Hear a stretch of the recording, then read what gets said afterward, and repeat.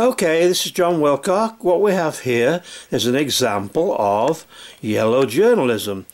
National Weed, 1974.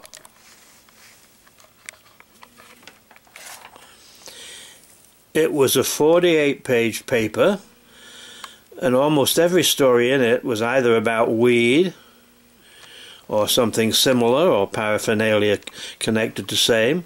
We ran a lot of comic strips.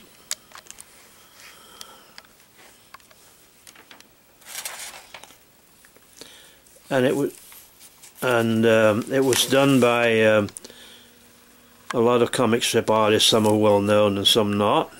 Tom Forcade put up the money. He started High Times, as everybody will know, and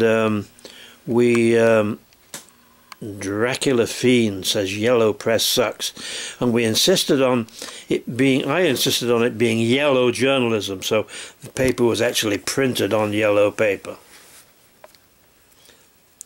There are altogether 48 pages, and of course you have to be aware of the fact that this is literally 1974, a 48-page paper about dope. Okay.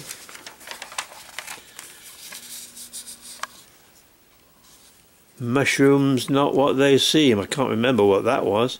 Garbiology. Oh, Weberman, he was the guy who went through Dylan's garbage, you may remember, and checked out his life but via his garbage. And this lady here, who was actually Colette, was a pre-runner for Lady Gaga, because back in the 60s and 70s she was dressing in costumes and she was literally an art object around the New York scene.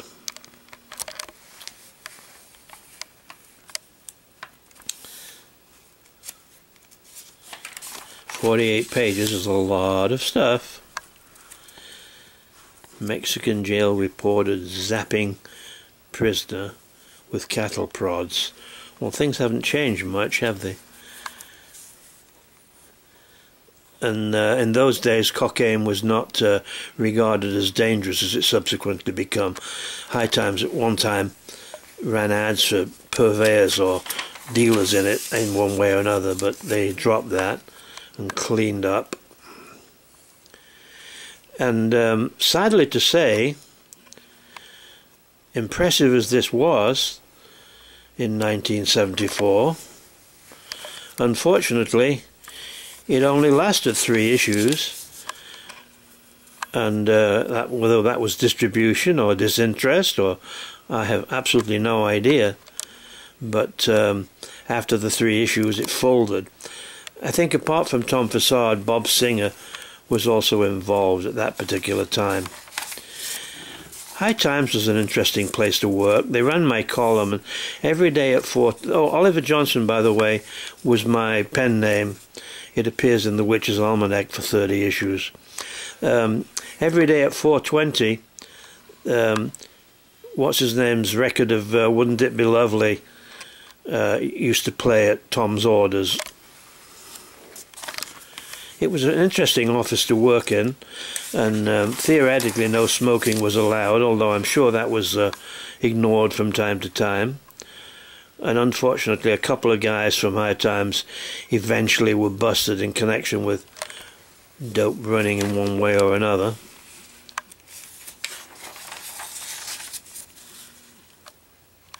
This minister calls for snuff TV. I don't remember that story either. We used to comb everything for stories about marijuana that we could run.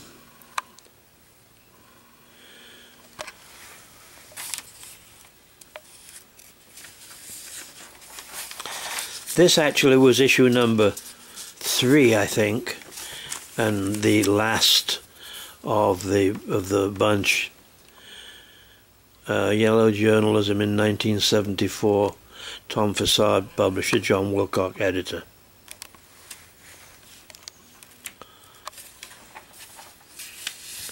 His Majesty's Hash Hits the Trail. I forget who that was. It was one of those You know, I think it may be Morocco or something like that, but the head of one of those Middle Eastern countries. Oh, right. Head of one of those Middle Eastern countries.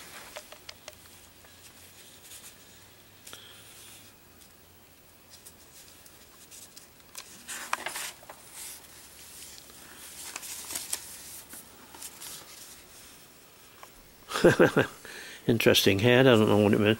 I haven't time to sort of zero in on the specific stories and explain them to you. I'm just trying to show you how impressive the whole 48-page package was, appearing 40 years ago. 30, 40, yeah, exactly 40 years ago.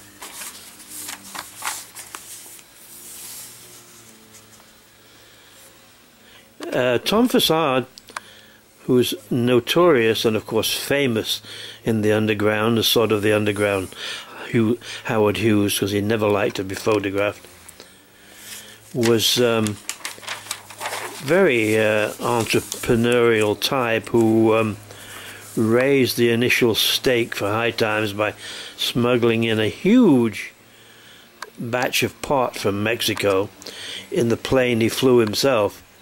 He was very into flying, Tom, and although he crashed the plane and managed to escape and somehow got the material out, he rented a plane once to take us all down, a lot of the High Times people, down to Washington for the annual conference of Normal, the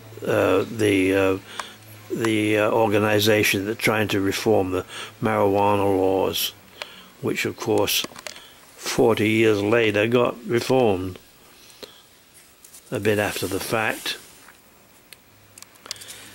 As I say, there were a lot of comic strips.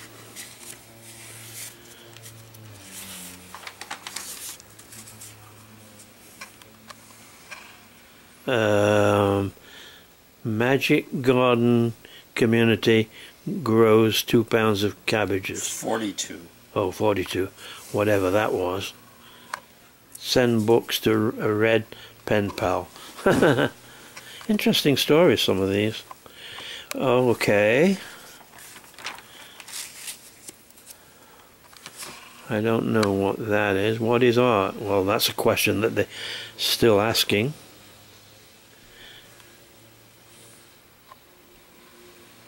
I think this might be the only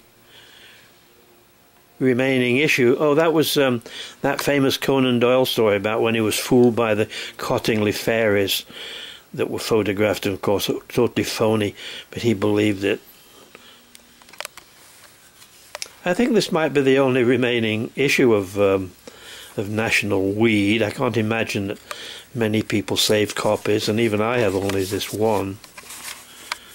Surely it must be worth a bit of something these days.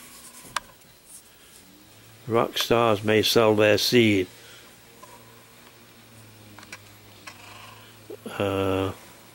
Silver... Oh, sorry I'm so jumpy, folks.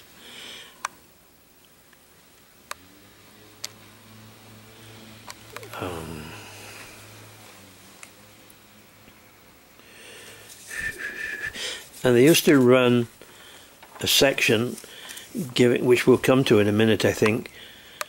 In every issue of High Times, they ran a section on kind of the market prices around the world of various types of marijuana and hash and keef and so on.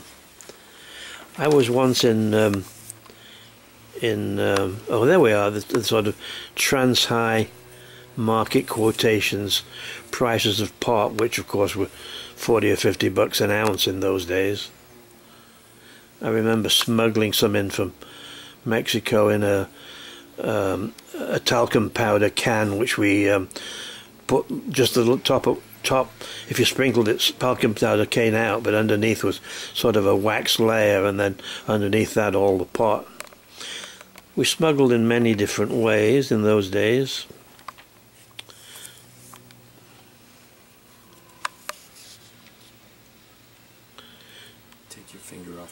In one occasion we bought some of those little styrofoam balls which came in halves, hollowed out the center, filled them with dope, and put a ribbon around the join and hung them up as like little decorative presents after we'd lacquered them all. It was all very pretty. Anyway, that's it. National Weed, 1974, 48 pages, yellow journalism on yellow paper by Tom Forcade, John Wilcock, and I think with also Bob Singer. Well, I trust that was enlightening for you. As you can see, I've been associated with marijuana all my life, well, most of it. I've been smoking since 1961, and I've been always touting the benefits of it. I will put in a caveat. I don't think it's a great idea to get quotes addicted to, by which I mean you can't live without it. I don't think it's a great idea for anybody under 18 to smoke more than very occasionally. But on the whole, I think that current times have proved what we have always believed. The underground press always believed two things. One, that the Vietnam War ought to be ended, and two, marijuana ought to be legalized. And I'm talking about the underground press all over the world. Switzerland, France, Germany, Malta, Australia, Japan, everywhere. Everybody I ever met in the underground press smoked dope and believed it should be legalized.